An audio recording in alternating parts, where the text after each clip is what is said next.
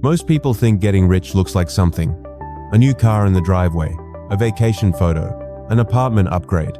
Something you can point to and say that's the evidence. But here's the uncomfortable part nobody puts in a YouTube thumbnail. The people who are actually building wealth right now, they look broke.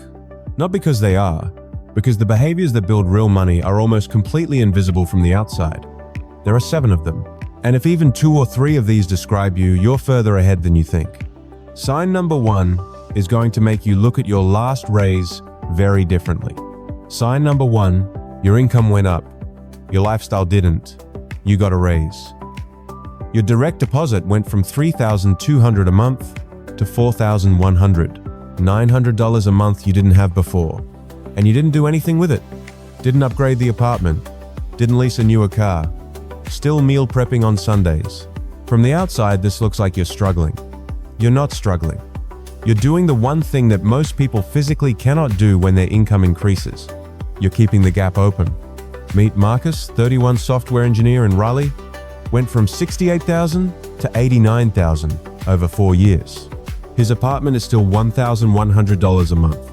His car is paid off. He didn't upgrade either one. His friend Tyler had the exact same income trajectory. Every raise Tyler upgraded something. Better apartment, newer car, fancier gym. Tyler looks significantly more successful than Marcus at every dinner. After 8 years, Marcus has $190,000 invested. Pause on that. $190,000. From a guy in Raleigh who drives a paid-off Honda and lives in the same apartment he moved into 4 years ago. Tyler has $22,000 saved.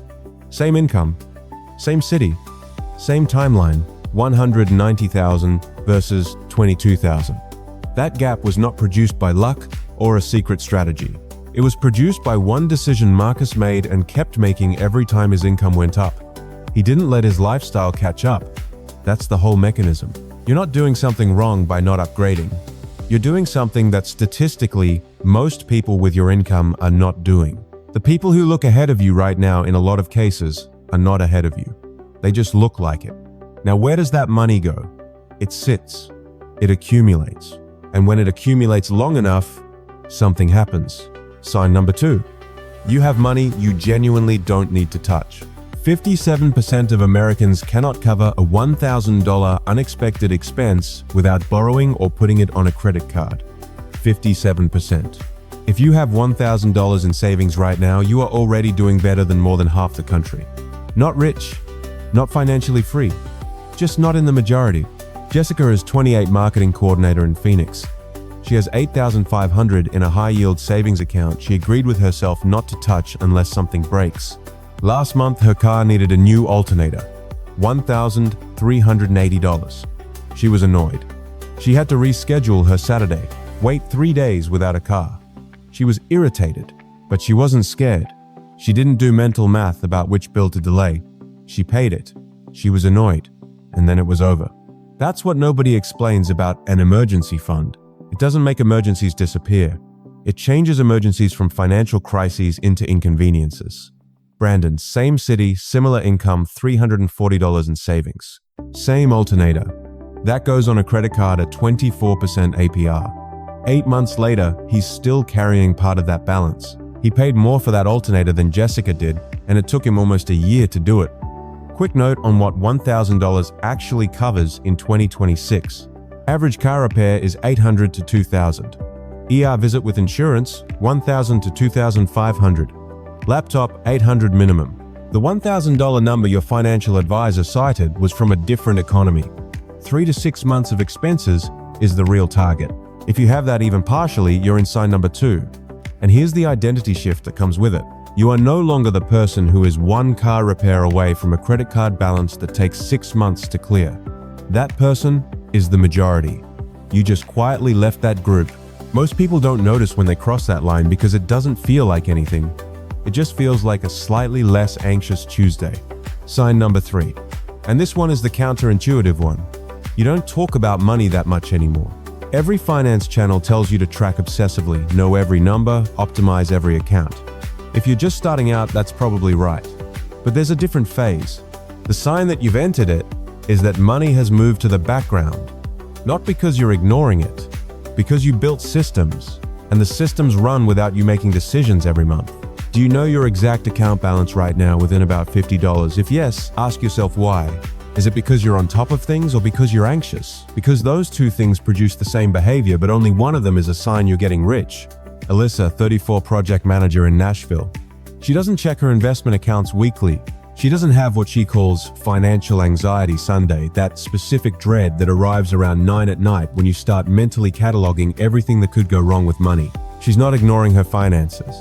She rebalances once a year, adjusts contributions when income changes. But she doesn't monitor constantly because there's nothing to monitor. The system is running. There's a version of you maybe 5 years from now who doesn't have financial anxiety Sunday, who checks accounts the way you check the weather, briefly, occasionally, without dread.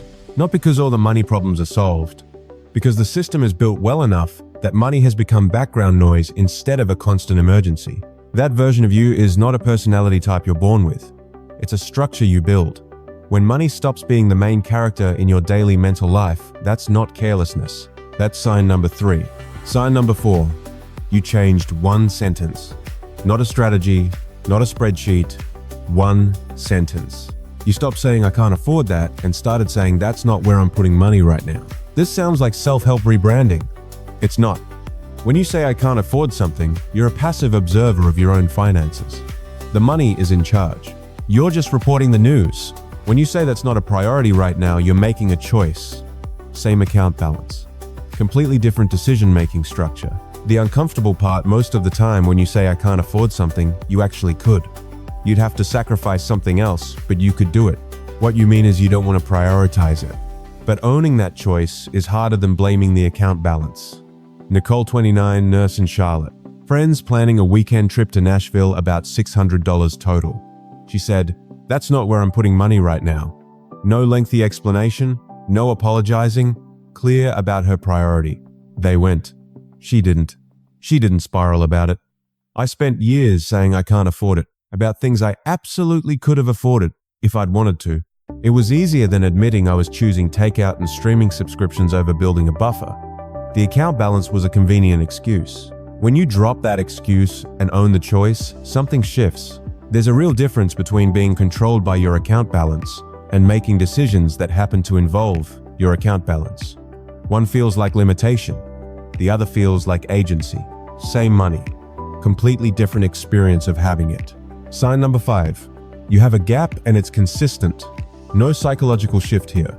No aha moment. Just a number that appears every month when you subtract spending from income. The gap? It doesn't have to be huge. It has to be consistent. David, 27, logistics in Minneapolis, $49,000 a year. His gap is $380 a month. Not because he's painfully frugal, because he made decisions a few years ago that kept his fixed costs low and hasn't let them creep up. $380 a month, $4,560 a year.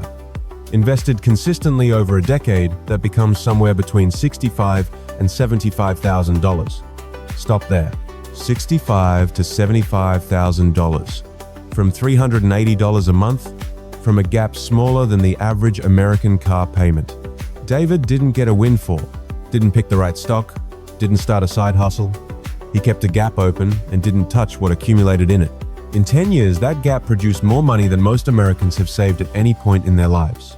His coworker, same salary, negative gap every month, credit card balance that never quite goes to zero, same job title, same parking lot, different gap. A raise without a gap is just a more expensive lifestyle. Now here's the part where the gap actually does something. Sign number 6. You stopped trying to find the right investment and started letting time do the work. Investing is boring. If it's exciting, you're probably doing it wrong. Not because boring is virtuous, because the investments that generate the most drama also generate the most losses. Day trading is exciting. Crypto in 2021 was exciting. The meme stock era was exciting for about 6 months, and then it wasn't. 2 roommates in Austin, both 24 when they started. Similar income, splitting a 2-bedroom. One put $300 a month into a broad market index fund, automatic, didn't touch it. The other was always working on the next thing. Crypto, NFTs, individual stocks from Reddit, threads, a brief period of day trading he describes now as a very expensive hobby. 15 years later, the first roommate has somewhere between $100,000 and $120,000. The second has about 18,000 plus, a lot of opinions about what went wrong. $300 a month. Automatic. Not touched. Here's where this gets tested. You're contributing every month. Market drops 15%. Your balance is lower than 6 months ago. The strategy is contribute again next month. That's it. The contribution goes in. The dip buys more shares at a lower price. You don't look again until next month. This feels wrong. It feels like you should be doing something. The doing something is the mistake. Here's what the person who stuck with this looks like 15 years from now. They get a call that their company is doing layoffs. First thought is not panic. It's math. How long can I go without a paycheck? And the answer is somewhere between 1 and 2 years. Concerned, not terrified. They can wait for the right next thing instead of taking the first thing offered. That's what 15 years of $300 a month actually looks like. Not a number on a screen. Options in a crisis. Sign number 7. Other people's spending stopped affecting your decisions. Your coworker just got a new truck. $62,000, probably financed at 6.9% over 72 months, about $1,050 a month for 6 years. He seems very happy about it in the parking lot. You notice it, you process it, and then you move on. Not because you've suppressed some instinct, not because you don't want a nice truck, because your brain stopped automatically translating someone else's purchase into information about where you stand. The force that undoes most of the other 6 signs isn't bad luck. It's not a market crash. It's FOMO. The purchase you made because someone else made it and you felt like you were falling behind. The trip you couldn't afford but went on anyway. The car upgrade because yours felt embarrassing next to your neighbor's. FOMO is expensive, literally. There's a line item for it in most people's financial history.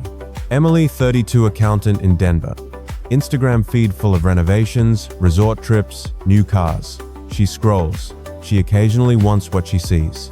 But she also knows that visible wealth and actual wealth are different categories that sometimes overlap and often don't. The renovation might be on a HELOC, the resort trip on a credit card that takes 8 months to pay off. The new car is almost certainly financed. This isn't cynicism. It's just accounting. I still feel something when I see a good travel photo. Something stirs. It lasts about 4 seconds. Then I remember I don't actually know what that person's financial situation looks like, and their choice has 0 bearing on whether mine is right. 4 seconds used to be a lot longer. When FOMO stops being a lever that moves you, you've quietly opted out of a system that was designed specifically to keep money moving out of your account. The entire architecture of buy now, pay later, the emotional engineering of every upgrade ad you've ever seen runs on that lever. When it stops working on you, that's not a small thing. That's a fundamental change in how you interact with the financial world. Here's what these 7 signs have in common. None of them look like winning. The person not upgrading their apartment looks like they can't afford better. The person who didn't come on the trip looks like they're struggling. The person with a boring index fund and no hot takes about the market looks like they don't know what they're doing. But follow the math out. 5 years. 10 years. You are not behind. You are not failing because you're not driving a newer car. You are not losing because the people around you look like they're winning. The math doesn't care what things look like. The math only cares what the numbers are doing. And if your gap is positive, your buffer exists, your system runs, your language is clear, the math is working for you right now, today, whether it feels like it or not. 10 years from now, the person sitting where you're sitting will either have a lot of options or very few. The difference between those 2 people is almost entirely determined by decisions that look completely boring right now. Decisions nobody notices. Decisions that don't make for good Instagram content. Decisions exactly like the ones you're already making. The work isn't starting. The work is already happening.